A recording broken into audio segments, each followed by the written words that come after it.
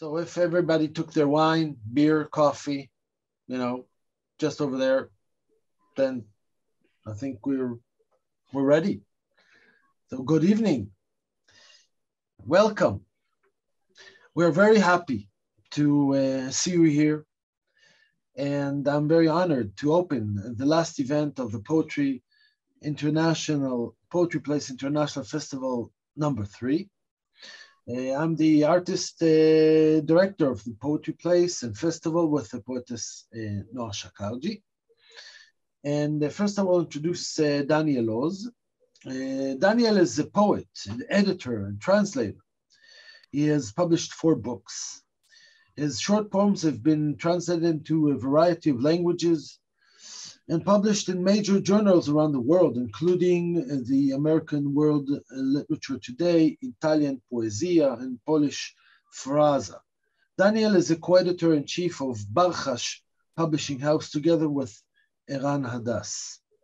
And Daniel will host this event, and he will shortly present Paul Muldoon. But first, on some technical issues, your microphone will be muted during the event, but we will dedicate the last 10 minutes or so for your questions. So you may write them in the chat box during the event. And now I will pass the microphone to you, Daniel. Hello, everyone.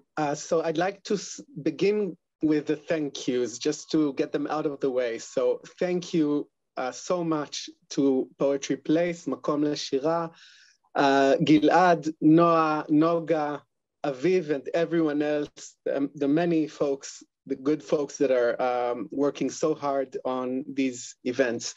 And thank you, Paul Muldoon, for being with us so much. It's a great honor and pleasure. And thank you to our audience for joining us.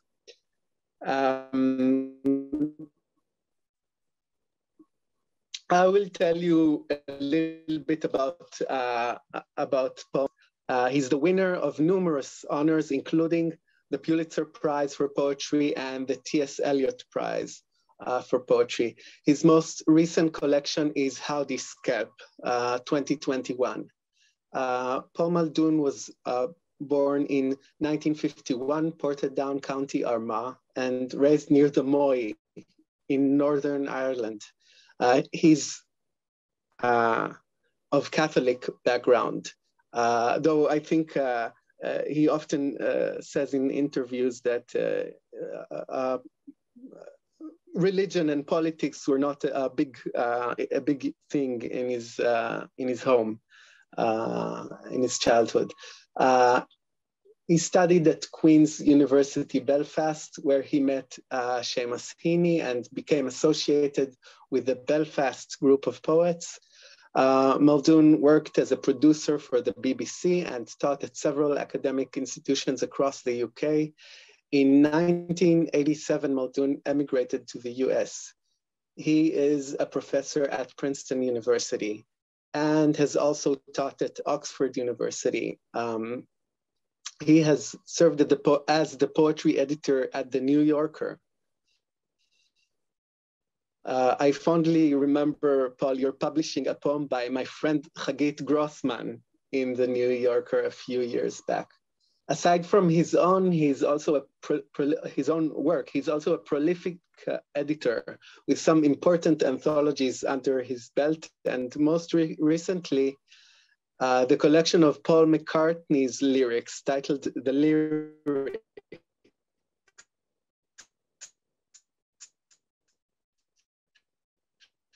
You have this to the audience in which you can ask.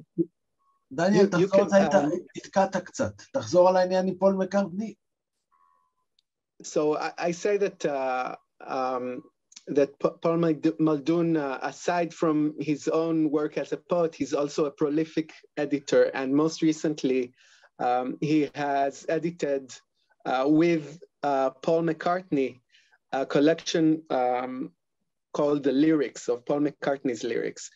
So I implore you to, I'm not going to ask him about this, but I implore the audience, this is what you have the chat for. So we will leave a few minutes at the end for asking audience questions. So please do ask him about anything, even this. And you will see as we go, you will see a presentation of the poems on screen, and we're going to do this a little bit differently than you perhaps. I will read the English afterwards. And in between, I may give you some of my thoughts and feelings on these poems, and perhaps ask Paul some questions. But Paul, please, I know that from my own experience that sometimes I don't feel like elaborating on my own poetry. So please feel free to disregard any of my my questions if there's nothing to say. Well, first of all, I'm thrilled to be here, and thank you so much for joining this meeting. And it's a real delight to be with you today. I'm only sorry not to be there in the flesh with you. And I've been to Israel a couple of times and had a great visit there, great visits there. So I'm sorry not to be with you in person, as it were, but here we are, and we'll do the best we can. Great. So shall we start with our first poem? With no further ado.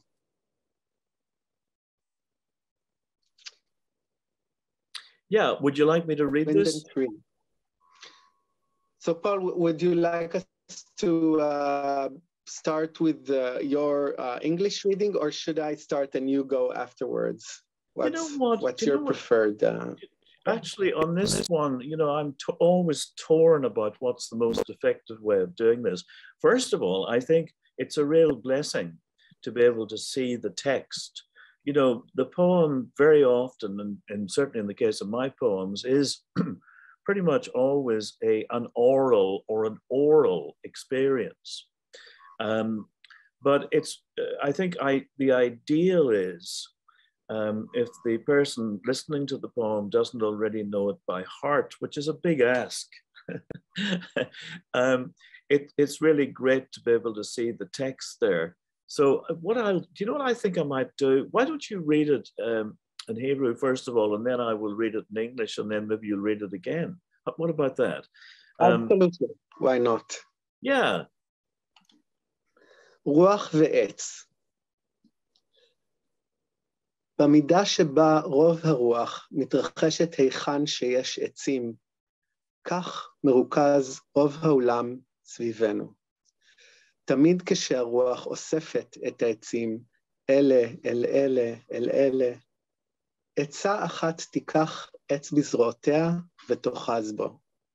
ענפיהם המתחככים בטירוף אלה באלה. Can we get the next page? There we go. אין זו אש אמיתית. הם שוברים זה את זה. לפעמים אני חושב שעליי להיות כמו העץ הבודד, שלא הולך לשום מקום. היות וזרועי שלי לא יכולה ולא רוצה לשבור את חברתה. אבל בעצמותיי השבורות, אני חוזה מזג אוויר חדש. Thank you so much. You know, this was one of the first poems I wrote. Well, I started, as many do, as a teenager. Of course, many people start much earlier than that. And I think some of the best poets around are 8 years of age. And there's a very particular reason for that. And it is, of course, that they have no idea what they're doing. They just have a very direct relationship to the language and to the world, and they and they just say what they mean, and sometimes it comes out in quite interesting ways. And I think in many ways that unself-conscious sense of the world is what we're after what many of us are after in our poems. So as it happens, this poem, I'll say a word or two about it. I wrote this probably when I was maybe 17 or 18. And I remember it's influenced partly by a Gaelic, what would one say, triad. They have an interest in the Irish language and the Irish culture of presenting three pieces of information. So this one was Gra Drian Chinnis Fahiha, Gra Drian Gicha Fachranov. So you can hear, by the way, that I'm well equipped to speak a bit of Hebrew with my gutturals. So what that means is 2/3 of sickness happens at night. 2/3 of wind happens where there are trees. And then there was another one. So I took that up, and in the way that most of the wind happens where there are trees. Most of the world is centered about ourselves. Very simple, very direct. And I was influenced quite early on by the poetry of the American poet Robert Frost. And in fact, I think hanging not too far behind this poem is a poem of his where he talks about it's a relationship poem where he says, your head so full of inner, mine with outer weather. And I think I was unconsciously influenced by Frost when I was writing this, Robert Frost. Often where the wind has gathered the trees together and together, one tree will take another in her arms and hold. Their branches that are grinding madly together and together. It is no real fire. They're breaking each other. Often I think I should be like the single tree going nowhere, since my own arm could not and would not break the other. Yet by my broken bones, I tell new weather. Or actually, maybe it should be, yet by my broken bones, I tell new weather. The poem, I haven't read this poem for a while, actually, and the poem is instructing me there. One has to say, yet by my broken bones, I tell new weather. And as you know, so if one has a broken bone, one's very conscious of shifts in the pressure and temperature. Anyway, that was one of the first poems I wrote, Wind and Tree. You know, the thing that immediately comes to my mind reading this is one of our own Hebrew poets, Natan Zach, writes about. Oh yes. You know this. He paraphrases Deuteronomy actually, where he says, "For man is the tree of the field," and this metaphor, or perhaps for him, it is a double-sided metaphor. It cuts both ways, and I think perhaps for you as well. There's, I think maybe your meanings are different. For him, he likens the man to the tree, or tree to man, in a way that is existential. And you are speaking, if I'm not mistaken, about the relationship, or what is it like to be together as opposed to being alone. And this is something that's very fascinating, because you don't often think of trees in the sense of relationships between the trees. No, by the way, I think I met Nathan Zach along the way. I'm pretty sure I did. I certainly have read some of his poems. And is it Nathan Zach? In Hebrew, we pronounce it Natan Zach. Yeah, okay, but is that roughly the name? Yes, no. I remember him. You know, just looking at it there myself, I'm reminded actually, one of the texts I read coincidentally as a kid, and a text that, you know, continues to be a huge influence, I think, on me and many other writers, is Ovid, Metamorphoses. Mm-hmm. And, you know, there's a lot of slippage there between one thing and the next. Of course, that's the subject of that great book. And so, yes, it's not too hard to imagine trees as humans. And also, I think, I don't want to be talking too much about literary influences, because that's not really what I'm most interested in. But I do think it's important to remember that no writer begins, you know, by jumping out of his own or her own or their own forehead. You know, you don't come from your own brow. There are other people lurking in the background. And I do remember there's a poem, there's a scene in D.H. Lawrence's Sons and Lovers that describes a storm, and coincidentally, and I think one of his poems has a similar setup, and the relationship between the people in the house, the man and woman in the house, the parents in the case of Sons and Lovers, was part of what's going on. But in any case, you know, at some level, in a strange way, the less said about a poem, and indeed the less to be said about it, the better. You know, of course, I spend my life sort of blathering on about poems because that's what I do. You know, as a professor, and I sort of am required to have something to say. but quite often, actually, the thing to say is nothing. Yeah, I get it. Yeah, okay, good. Next, please. Wonderful. Let's go on to the bearded woman. That's the next of our presentation, isn't it? Right. How would you like to do this? Would you like to read it in Hebrew again? By the way, may I just say, Daniel, I'm so grateful to you for going to the trouble of translating these poems, you know?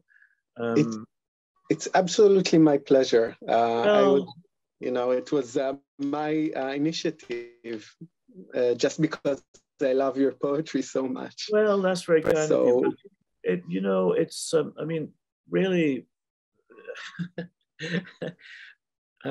you know, I really don't really think too much about people reading my poems. And so it's very nice if someone goes to that trouble of reading it at that pitch, because in a way, of course, to translate a poem, it's the closest form of reading there is. You really, if you're translating, I do a bit of translation myself, so I'm very, I think translation is an important activity for poets, actually. And you sure find out, alas, sometimes, you know, what's really happening in a poem, and indeed sometimes, you know, where its little problem areas might be when you try to translate it. But in any case, do you want to do this one? All right, let's go. האישה המזוקנת מאת ריברה. ראיתי אחת ביריד, גומעת רבע גלון של וויסקי, אבל שום דבר כמו הגברת הזו, הגוחנת בקדמה, להעניק את העולל, ומי שנראה כמו בעלה, כמעט מחוץ לתמונה. הייתכן שזו משפחת הקדושה שהשתבשה? פניה כפני סבא שלי, אלא שזקנה כל כך שחור ומפואר. שדה האחד, הימני, גלוי, ובשימוש ילדה, שלא יכול היה להיות פחות ילדי. הוא בן 90, לא בן יומו. כולי מרותק על ידי המדונה הבלתי סבירה הזו, אך איני נמשכת שוב, כמעט בניגוד לרצונה, לאיש שבצללים, הצנום והגלוח למשעי, שכאילו סתם נדד לכאן, בין תיקון הנתיך ושטיפת כלי ארוחת הבוקר. Good, thank you so much. You know, okay, I'll read it in English and then we'll talk about it perhaps. The Bearded Woman by Rivera. I've seen one in a fairground, swigging a quart of whiskey, but nothing like this lady who squats in the foreground to suckle the baby, with what must be her husband almost out of the picture. Might this be the Holy Family gone wrong?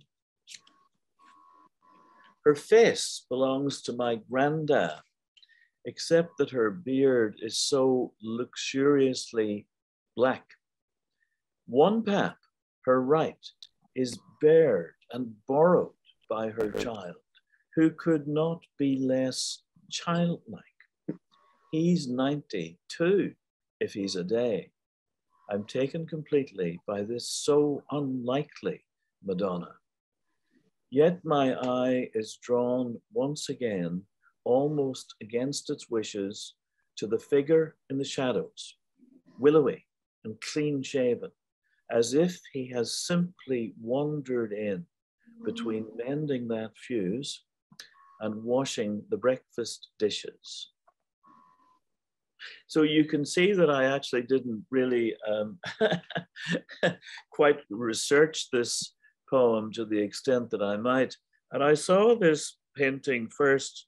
Of course, it's in the Prado now, and generally, and you know, what the couple of times I've been to the Prado, the first thing I go to see is Rivera.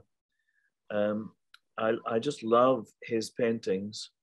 And I saw this one first in London, probably, I don't know, sometime in the, when did I write this? Must have been in the early 1970s. And of course, I'm writing it from a memory of the painting. So I see there that actually the husband, I assume it's the husband, is not exactly clean shaven. He's got a beard too. So this, of course, is insofar as it's a commentary on the setup, the setup does seem to be a pastiche, I suppose, of the, in the Christian tradition, of the Holy Family, Joseph, Mary, and the child Jesus. So it does, I think I'm right in saying that that actually Rivera probably thought of it in those terms, the way people are positioned, that it falls into that genre, the kind of genre of painting. As I say, there are a few things there I haven't quite remembered exactly. I think I saw the painting and I wrote this poem I didn't have access to an image of it. Mind you, this says a great deal about the early 1970s. I mean, you can find that image immediately and shoot it up there. It was a lot more difficult to find an image in 1972, let's say. You know, I used to spend a lot of my time. I remember in one case, I was in and out of the library morning, noon, of a library in a little town, morning, noon, and night, just to find out things. And now, of course, all of this material is so readily available. I mean, perhaps too available in some sense. On balance, perhaps not. I mean, it's great to be able to check in with that image. Yeah, you can Google it, so it's not difficult.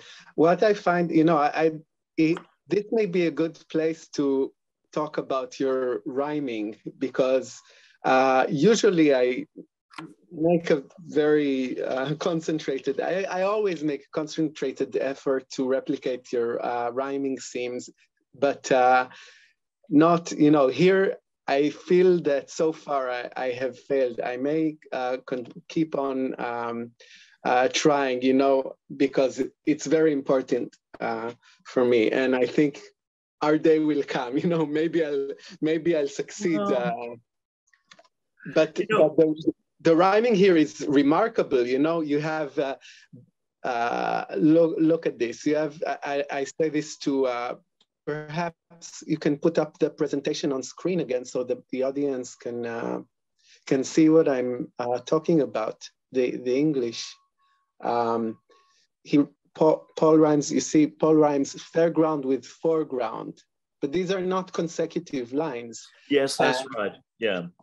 And we have, and husband, and then we have her beard is, and her right is bared, you know, and granda, and then at the end of the same verse we have he's a day. It's also these quasi rhymes and half rhymes that sometimes in Hebrew we call them wandering rhymes. They aren't necessarily consecutive. Yes, and it's fascinating, I think.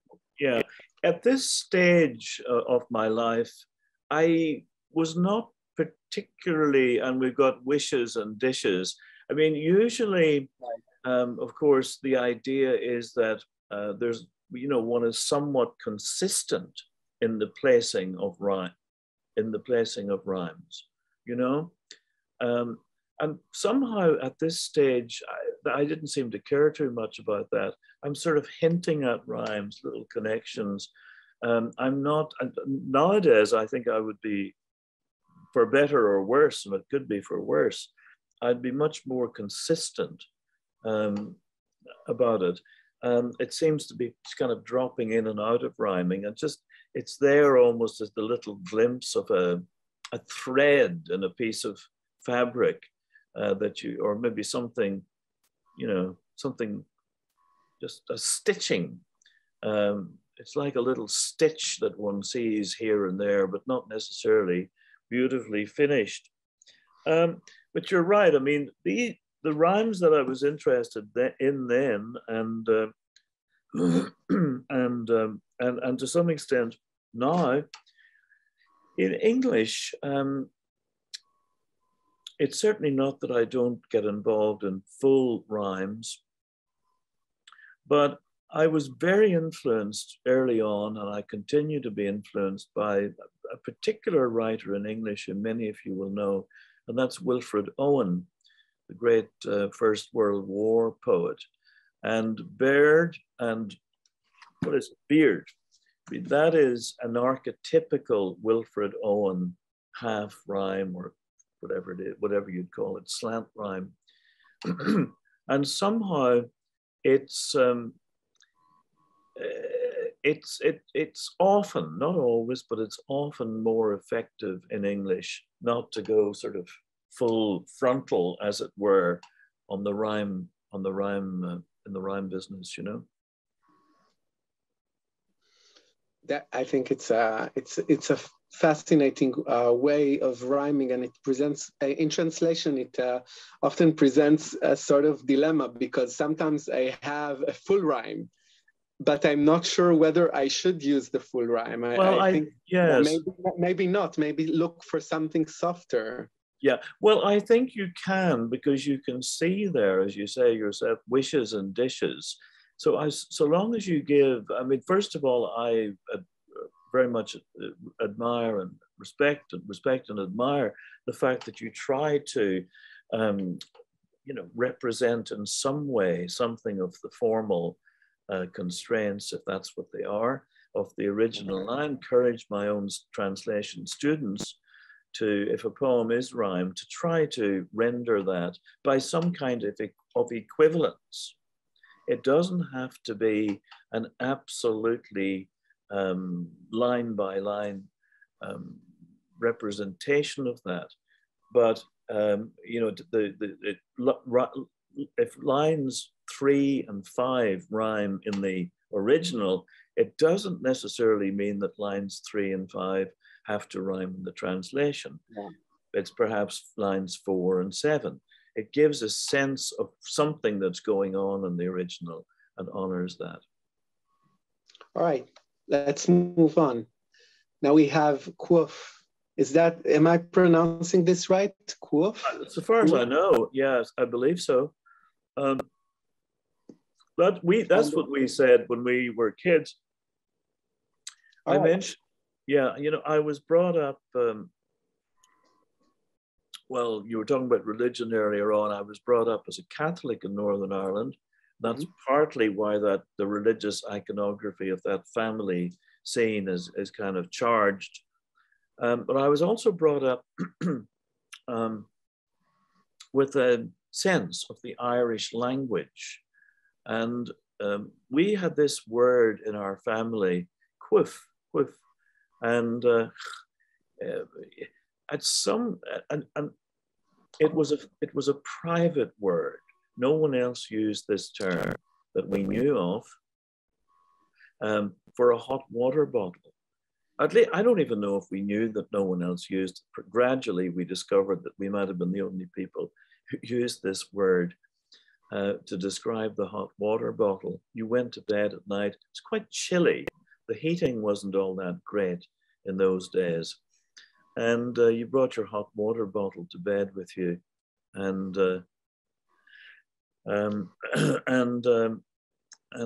so it's a poem about the quiff.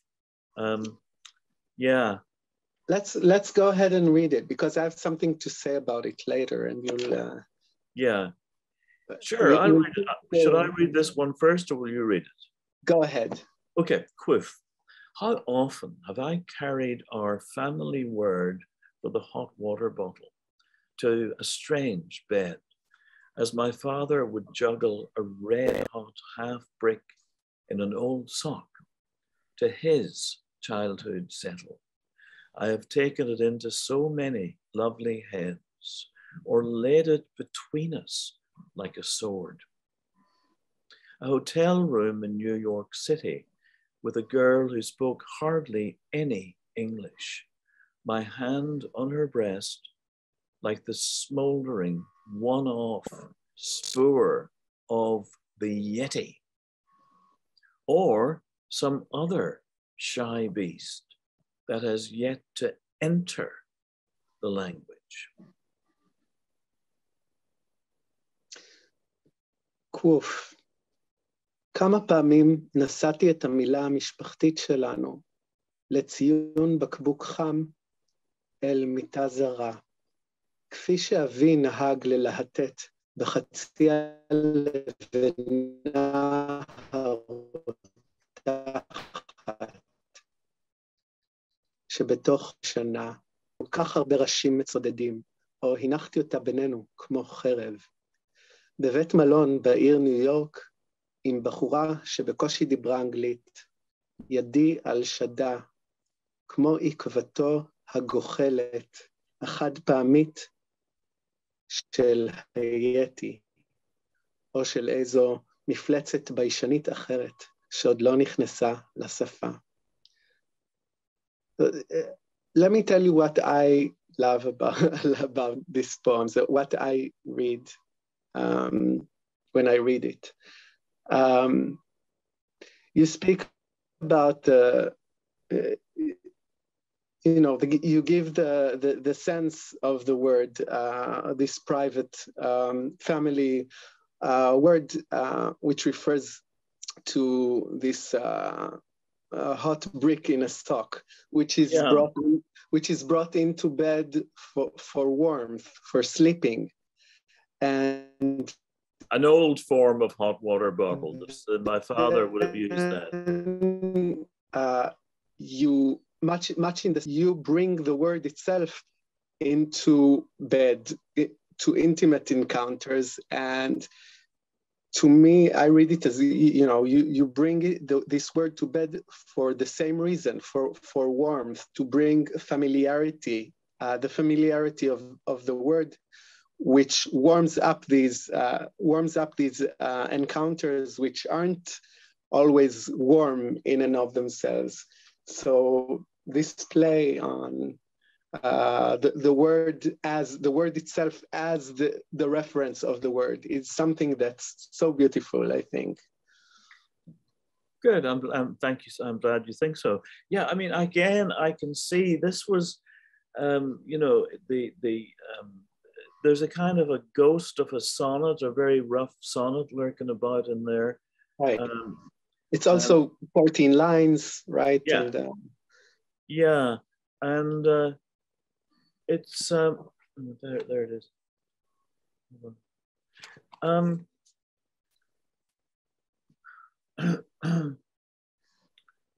Yeah, it's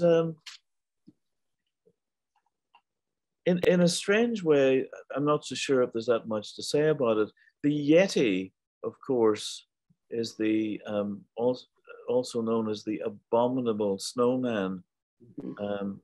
This the little print, the footprint of the Yeti, and yes, the proof.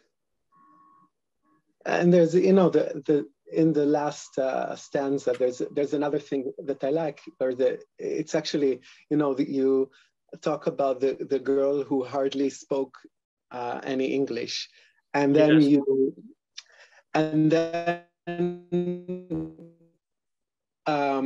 This sort of resonates with the final few lines where a shy beast that has yet to enter the language, but this shy beast is not the girl who hardly speaks any English. It's your hand on her breast. So yeah, this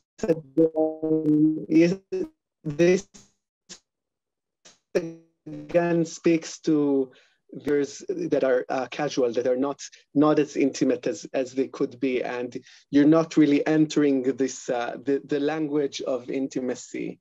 yes. And so it's a very special, you know, Yes. resonance there. Yes, it is. I mean, it's a troubling. The one-off thing is just looking at it again. There stands out for me. You know, it's yes, it's almost as if there's not quite a term for what's being described here. You know, in a poem that has such focus on terminology. But yes.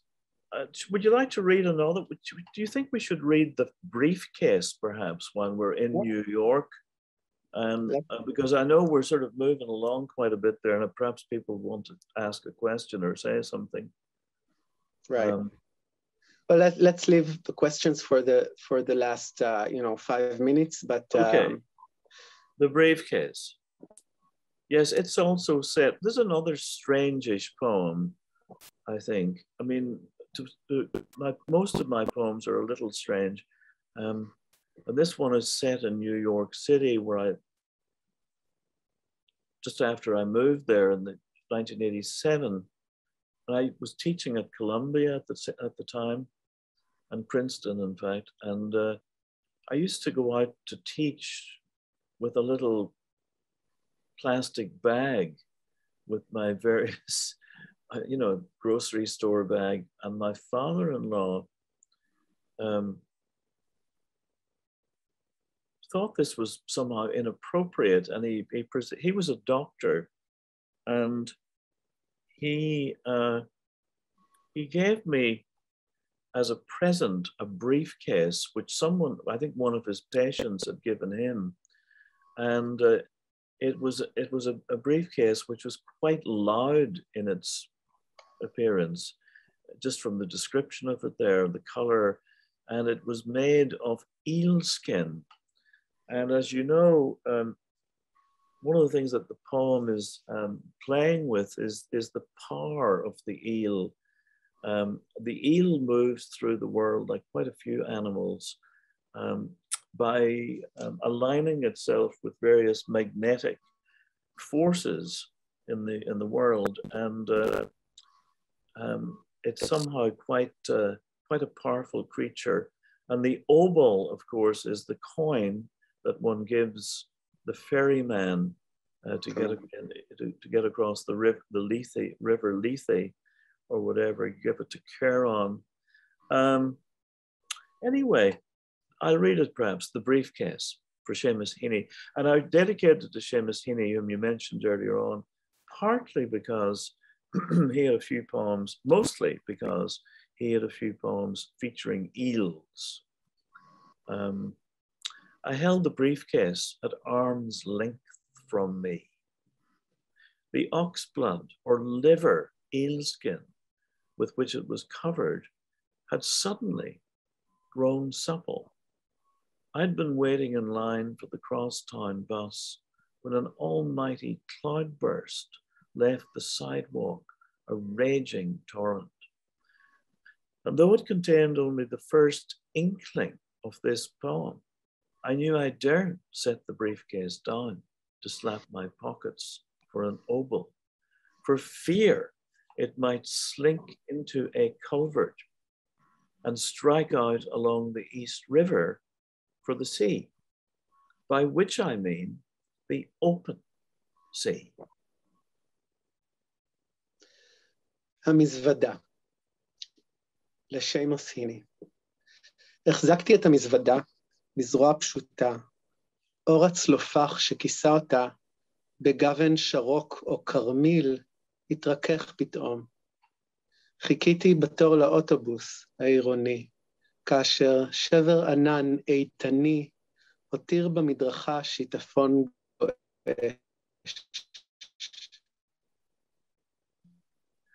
ואף על פי שהכיל, ידעתי שלא אעז להניח את המזוודה, כדי לטפוח על כיסי בחפשי מטבע.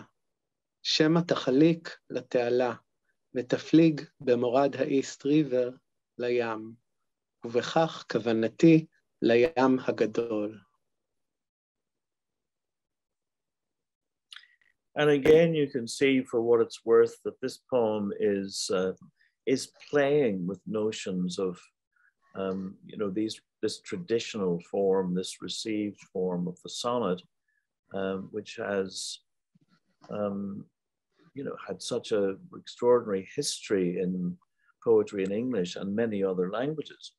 Partly because of, I think mostly because of its duration in the world, the amount of space and time it takes up in the world.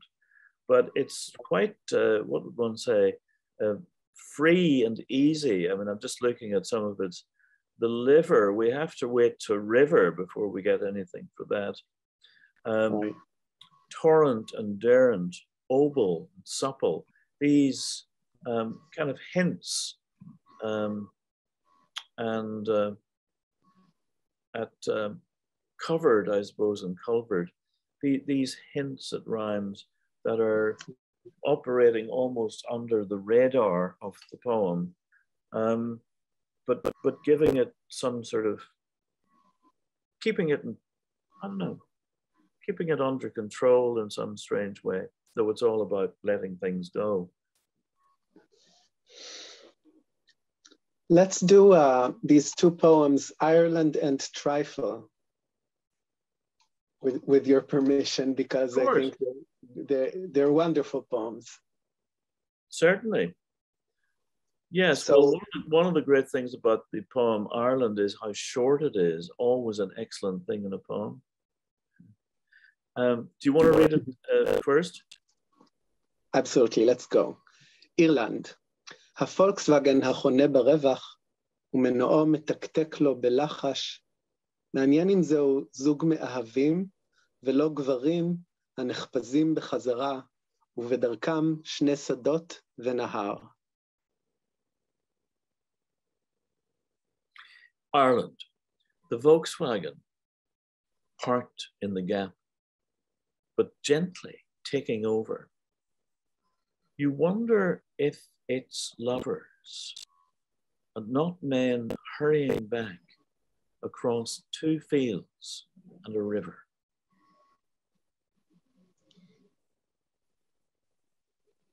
And, that's when I go to Belfast, I moved to Belfast in 1969 as a student. And when I go there still, because I haven't lived there really for 35 years, though I go quite a lot. When I see a car on the street in Belfast even now, and I suspect this is something with which you're all too familiar yourselves, I look at the car and I think, is this car going to explode? Right. That's what I think, I think it even now. And you know, this, I think these two poems actually in different ways, they allude to the way in which modern terrorism, as opposed to the kind of all-out war which we see today in the Ukraine, how this modern terrorism is intertwined with civilian life in a way that is, you know, almost inseparable. Mm-hmm. Let's read the other one because it illustrates the same point from perhaps a different angle. Right. So do you want to read it first? Yes, let's do it.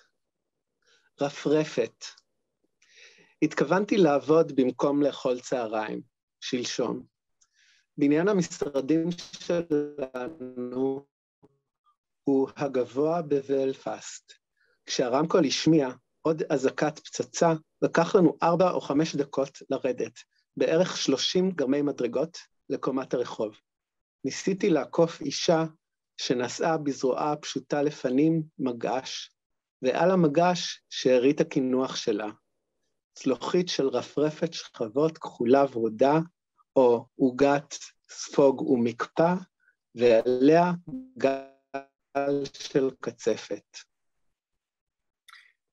The word trifle in English, as you know, operates in a couple of directions. A trifle is, as you know, a trifling matter. It's an immaterial, it's irrelevant, it's an unimportant kind of plaything. And of course, it also refers to this particular dessert dish, which is made up of sponge and whipped cream and jelly. And so, I mean, it's a poem, I suppose, that, you know, one of the things that, one of the striking things about being in our world is, you know, how, for better or worse, we can deal with almost anything, and almost anything becomes the norm. You know, it's one of our glories as human beings. But it's also one of our problems. That's very, very true. That's very true. We can get used to anything. There are many examples of that. I'm not going to bother you with them. You know about them yourselves. So this was a poem I wrote actually. I mean, for what it's worth, and it's not worth anything. It's an account of something that happened to me once.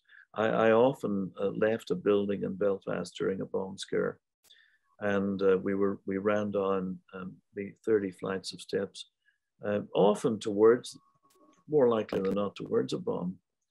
And on this occasion, there was something about the makeup of this particular dessert, you know, its physicality, and its, well, you can see what's happening, a trifle. I had been meaning to work through lunch the day before yesterday. And again, with many of these poems, and there's a feature of so many poems and so many traditions, including your own tradition in Israel, of the modern poem being almost so banal that you have to wonder, wait a minute, I mean, is this a poem at all? Is this sort of thing allowed in a poem? Now, I was very influenced by many, many writers along the way. And one of them, of course, would have been William Carlos Williams. And these, you know, image-driven poems with very simple language, and that famous poem about the plums in the icebox, for example. And you sort of think, wait a minute, as I say, wait a minute, could this be a poem? I had been meaning to work through lunch the day before yesterday. Our office block is the tallest in Belfast. When the tannoy sounds another bomb alert, we take 4 or 5 minutes to run down the 30-odd flights of steps to street level. I had been trying to get past a woman who held at arm's length a tray, and on the tray, the remains of her dessert. a plate of blue pink trifle or jelly sponge with a dollop of whipped cream on top. It's funny enough, I just noticed for the first time myself, actually, I'd never noticed this before. That poem that we were reading earlier on about the briefcase also uses that phrase, at arm's length. I held the briefcase at arm's length from me. Never noticed that.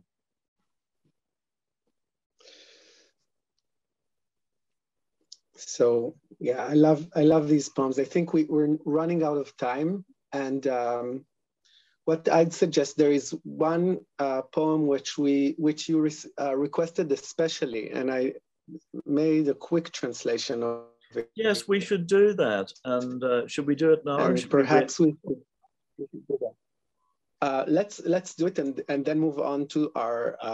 Yeah, absolutely. Thank you so much. So the name of the poem is Pineapples and Pomegranate. Yeah. It's near the end. That's right. That's the one. So who should begin? Maybe you should begin. All right. אננס ורימונים.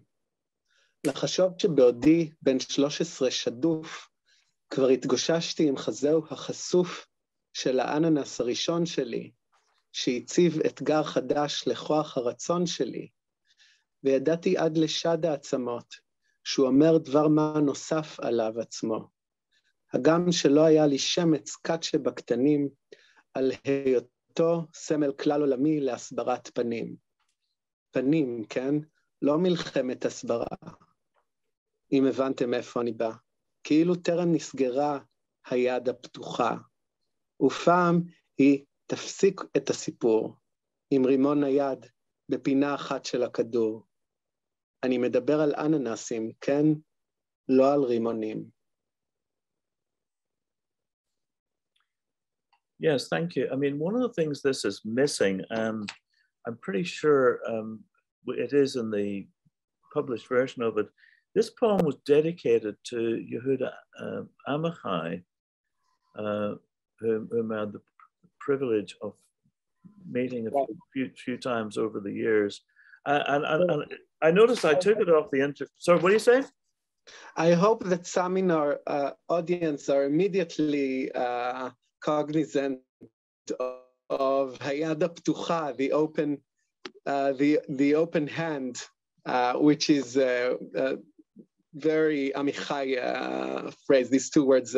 It's the title of one of his books, and yes, it should be immediately recognizable. Yes, and it's part of the poem. The dedication is part of the poem, but I took it off the internet myself there. I couldn't find it otherwise, and it's not mentioned. Yehuda is not mentioned, but I must say I was a huge fan of him as a person, of course, and also as a poet. I think he's a brilliant poet, and I loved him. Pineapples and Pomegranates. And this is written, I see, it's with these, it's driven by the couplet, which is one of the great forces in poetry in English, and I'm sure in some other languages, but it's the mainstay of poetry in English, is the rhyming couplet. To think that as a boy of 13, I would grapple with my first pineapple, its exposed breast setting itself as another test of my willpower, knowing in my bones that it stood for something other than itself alone, while having absolutely no sense of its being a worldwide symbol of munificence. Munificence, right? Not munitions, if you understand where I'm coming from.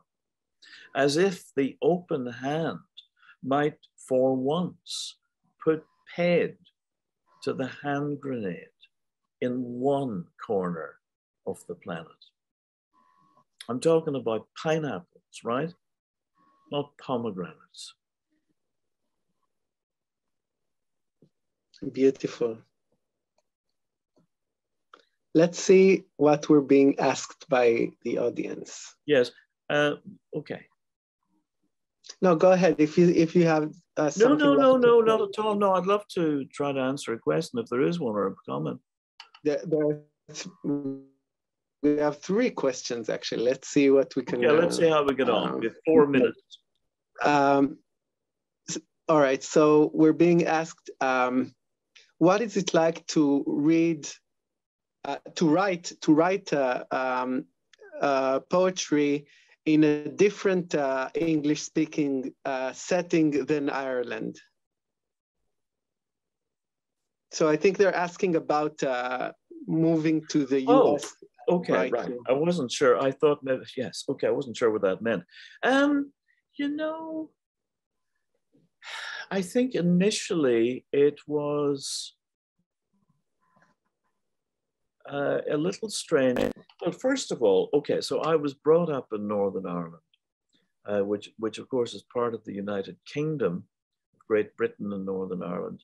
So the language that I spoke there was a very particular form of English already, with Gaelic influences, Scottish influences, English influences. But I was also brought up on American television. The BBC carried a lot of American programming. And so I was strangely familiar with a great deal of American English, and was fascinated by American culture through books, of course, but also through movies as a younger person. But when I came to live in the US 35 years ago, I was 35 at the time, and I've been here half my life now. So it was a little bit strange to be, and it continues to be a little bit strange. And there are certain phrases I find myself using still that I realize that, you know, nobody knows what I'm talking about because they're Irishisms. But over the years, my poems, I think, rightly or wrongly, I sometimes use both Irishisms, Englishisms, and Americanisms in the same poem. And we you know, probably one's not meant one shouldn't be doing that. But it's just the way things are. And, you know, it's a bit of a mishmash at times. I mean, usually one would try to go for some kind of consistency of tone, linguistic tone, or all the rest of it. But, you know, just to go back to the question, I mean, one of my own beliefs is that we have this idea that writers are very familiar, very at home in their language, and have a real facility in their language. I myself, that is not true of me. And I think for many writers, actually, they're less comfortable in their language than what one might suppose. And one of the reasons why they write, actually, I believe, is just to slow down a bit and try to figure out what's going on. And it's in the less, right, you know? Yeah. So are we out of time, Gilad, or do we have time for another question or two? Well, it's kind of hard to just, you know, end this festival and this beautiful talk between you guys. So my heart says maybe Dorit Weissman's question, which is such a lovely question. Which question is that? Is that a very sweet one? What's in the air? Oh yeah, we can read it in English. What do you think is in the air of Ireland that makes such perfect poets, including you, of course? Well, thank you. I'm not so sure about that, but thank you. You know, to go back to what I was saying a moment ago, you know, I think actually, and perhaps this might resonate for some of you. I think there's an air of, and I'm not the first to mention this, there's several things. One of them is that there is an air of unfinished business in Ireland. You know, there are many, it's hard to find them nowadays, but I think there are many cultures in which at some level people believe that this is it. We have arrived at a moment, right? I mean, less and less, I would say, particularly given what's going on at the moment in so many corners of the world, including your own. But so people are constantly asking themselves, and not just poets, but everybody is asking themselves, who am I? And where do I fit into this, if at all? That's part of the culture. Right. And I'm sure that's part of the culture in many parts of the world, perhaps including your own. And as I say, I think it's got to do with the relationship with the language also. There's a sense that, maybe not so much the case for yourselves, but yeah, there's something, is this my language? A bit of all that. There are various things. I mean, it's a culture in which language is valorized and people like to talk and they love people who talk, you know, and so there's a bit of that. So a number of things coming together. But having said that, I don't know if Ireland is any, I mean, I don't know if Ireland is any more special than anywhere else. I think there's great poets, there's interesting poetry. There are perfect poets, as to use your phrase, that one finds in many parts of the world. And, you know, anywhere where people are open to the possibility of some kind of linguistic adventure and are not, and do not accept that things are fixed, there'll be interesting poetry. This is, I think, an optimistic note to end on, isn't it, Gilad? Yes, it's a great ending for this festival and for this event. It was magical, and it's a compensation, you know, and a great spiritual gift for everybody. And I know from our WhatsApps, you know, the group of the staff, and we're really ecstatic of what's going on here. You don't know, you know, I'm just sharing you with what's going on behind the scenes. Okay, fair enough. Well, you know, it was such a delight, and I say, I thank you very much for having me in your midst. And as I say, my only regret is that for the moment anyway, can't see you in person, and I hope that changes. We will work on it, definitely. Excellent, brilliant. Yeah, sure. The best thing is to sit together and like, you know, this is live also, but what I mean live is live, yeah. And Daniel, we'll work on it, right? Oh, absolutely. I would love that. Okay. I would really love that. And we have to all be vaccinated for that to happen, I think. We'll all be quadruple vaccinated by that stage. So I really wish to thank you, Paul and Daniel. Thank you very much indeed. Thank you. I really appreciate it. Thank you so much, Paul. This was wonderful. Thank you so much. And I Thank you want very to much. thank all the audience, and yet there are many people to thank because we're at the end of this festival. And I want to thank Noah Shakarji, the co-manager, and Noga Kumai, the producer. You know what she had to go through to make this festival happen. This is miracles, miracles. Aviv Peter, the head of Poetry Place Publishing House. Shirin Magen, she's the administration, and she's also sorcery. Yeah.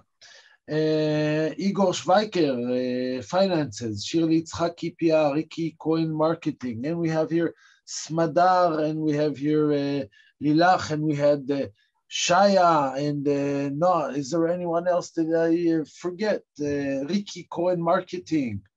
Lilach. Lilach, I said Lilach. And thank you, Atara. And Anat Gilad, Director of the Arts Department, and Revital Benami, Head of Literature Desk from the Israeli Foreign Affairs Ministry Office. I think she knows you, Paul. Yes, I think we met, yes. Yeah. And in this area of the world, we always thank God that everything went well, you know. So thank you again very, very much. And, you know, stay home safely. Thank you so much, folks. See you soon. Bye-bye. Mind yourselves. Bye. Thank you. Bye. Bye-bye.